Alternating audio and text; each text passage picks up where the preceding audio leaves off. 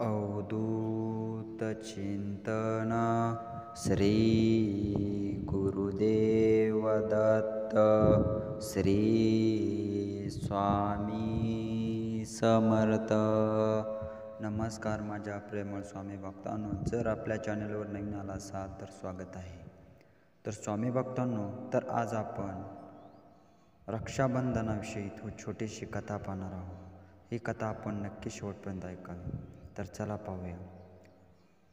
असे मानले जाते की महाभारताच्या युद्धापूर्वी भगवान कृष्णाने राजा शिशुपालाला सुदर्शन चक्राने 100 शिव्या दिल्यामुळे ठार मारले होते. त्यामुळे त्यांच्या बोटातून रक्त वाहू लागले आणि तेथे असलेल्या द्रौपदीने तिच्या साडीचा तुकडा फाडून कृष्णाच्या बोटाला बांधला. त्यानंतर भगवान श्रीकृष्णाने द्रौपदीला प्रत्येक संकटातून वाचवण्याचे वचन दिले. तेव्हापासून रक्षाबंधनाच्या दिवशी भावाच्या मनगटावर राखी बांधली जाते.